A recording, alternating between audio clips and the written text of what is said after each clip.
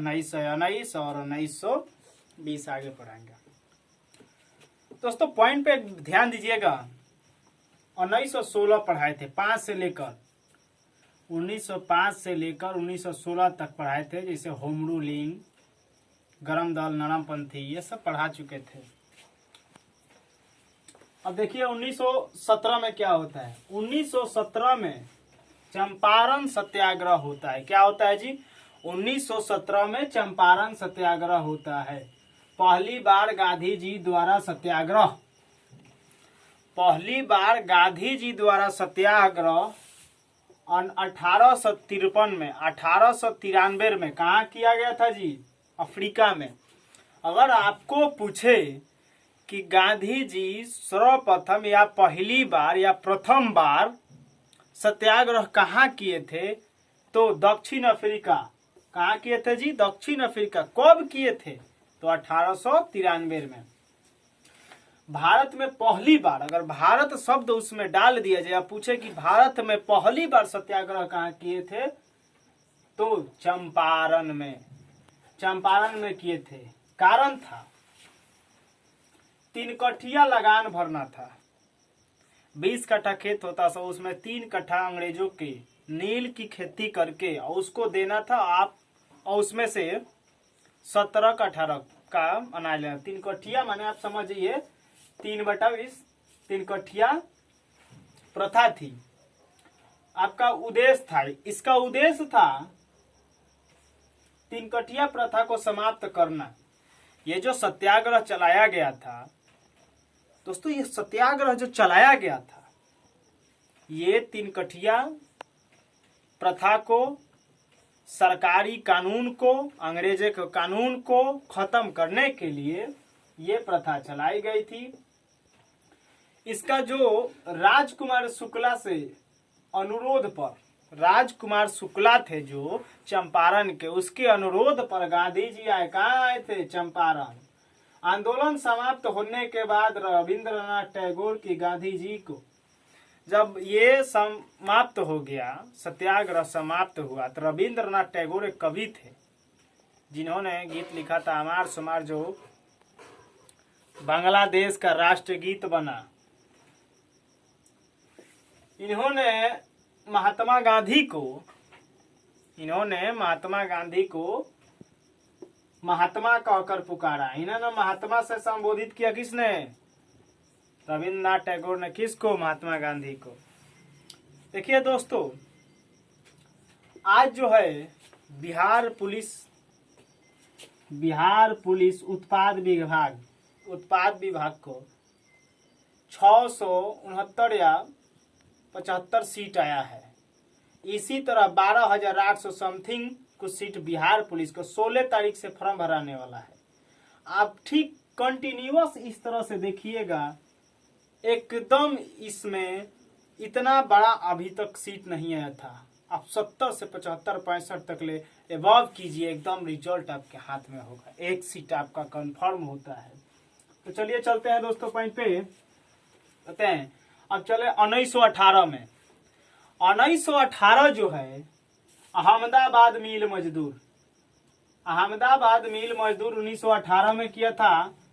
मिल मजदूर द्वारा plague bonus नहीं देने पर, जो बोनस था मिल मजदूरों को नहीं दिया जाता था, इसके कारण ये आंदोलन चलाया गया। आंदोलन कंपनी 35 बोनस देने के तैयारी हुई। यहाँ महात्मा गांधी का प्रथम भूख हड़ताल था। काजी अहमदाबाद मिल मजदूर में महात्मा गांधी ने प्रथम बार यानी पहली बार भूख हड़ताल का प्रयोग किया था। 1918 में ही खेरा सत्याग्रह हुआ था।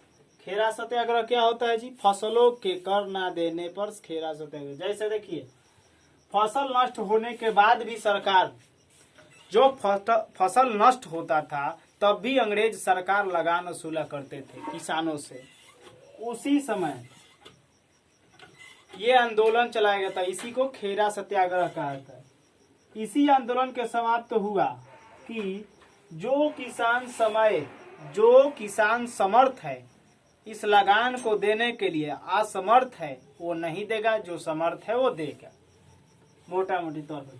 यहाँ चलिए रोलेट एक्ट। रोलेट एक्ट एक कानून आया था। इस कानून को कहा जाता है बिना वकील बिना दलील का ये कानून था। ठीक है, उद्देश्य था इस एक्ट के तहत सरकार जिसे चाहे उसे गिरफ्तार कर सकता था।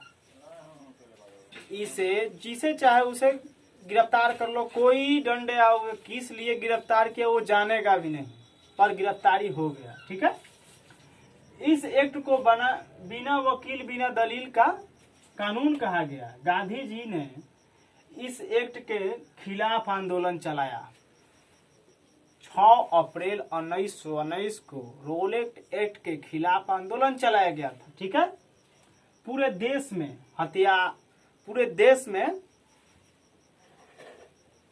में हड़ताल चलाया गया था। ठीक है, पूरे देश में हड़ताल चल गया। 10 अप्रैल 1919 को पंजाब के लोकप्रियता नेता थे। पंजाब में 10 अप्रैल को सैफुद्दीन चिकलू, ठीक है, और सतपाल को हड़ताल के दौरान गिरफ्तार कर लिया गया। 2 नेता थे, सैफुद्दीन चिकलू और सत्यपाल, उसे गिरफ्तार कर लिया गया। यहीं से शुरू होता है जलियांवाला बाग। आपने सुना होगा, देखिए जितने पीछे से आइएगा ना उतने ही पढ़ने में मजा आएगा और हर पॉइंट आपको समझ में आएगा।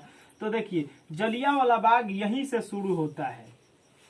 जलियांवाला बाग देखिए 13 अप्रैल को अमृतसर में किसके खिलाफ, सैफुद्दीन चिकलू और सत्यपाल के गिरफ्तारी के कारण 13 अप्रैल को, किस दिन, 13 अप्रैल को अमृतसर के जलियांवाला बाग में, किसमें, जलियांवाला बाग में, इसके गिरफ्तारी के कारण जलियांवाला बाग में विरोध से सभा का आयोजन किया गया था। ठीक है, जलियांवाला बाग में सरकार के खिलाफ, उनके नीतियों का खिलाफ, उसके सरकार के खिलाफ, उसके नए नीतियों के खिलाफ विरोध सभा का आयोजन किया गया।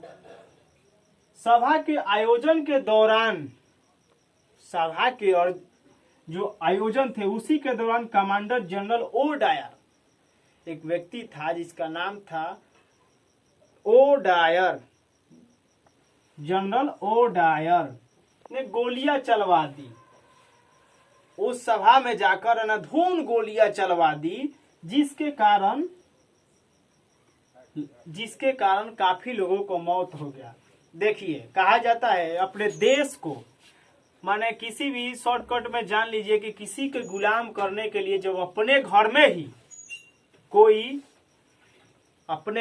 ही कोई दलाल पैदा ना हो जाए, घरघुड़िया पैदा ना हो जाए, तो कोई हाथ नहीं लगा सकता। वैसे ही अपने देश में ऐसे ऐसे घटिया इंसान पैदा हुए थे।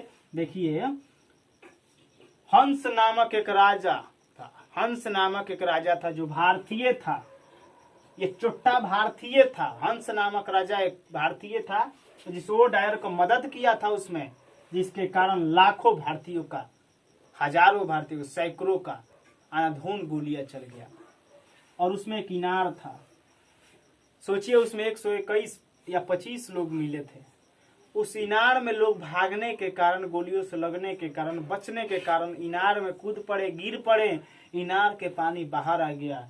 उसमें ऐसे ही लोगों ने अपने भारत को नाश किया। भारत के ऐसे हंस नामक राजा ने उसे मदद किया। देखिए इसी के कारण गांधी जी ने अपने केसर हिंद की उपाधि लौटा दी, रविन्द्रनाथ टैगोर ने नाइटहुड की उपाधि लौटा दी, और जमनालाल बजाज ने राय बहादुर की उपाधि, ये अपने सम्मान जो दिए थे उसको हटा दिए। सोचेंगे बहुत बड़का काम कर दिए। ठीक है, बहुत बड़का। देखिए जलियांवाला बाग हत्या के बाद 21 साल बाद अगर भारतीय या इंसान कोई पैदा हो तो ऐसा पैदा हो। 21 साल बाद 1940 में वो जनरल ओ डायर को लंदन में जाकर मारा। वो लाल जिसका नाम था उधम सिंह ने 1940 में ओ डायर को लंदन में जाकर मारा। भारतीय ऐसे होना चाहिए। जय हिंद, जय भारत।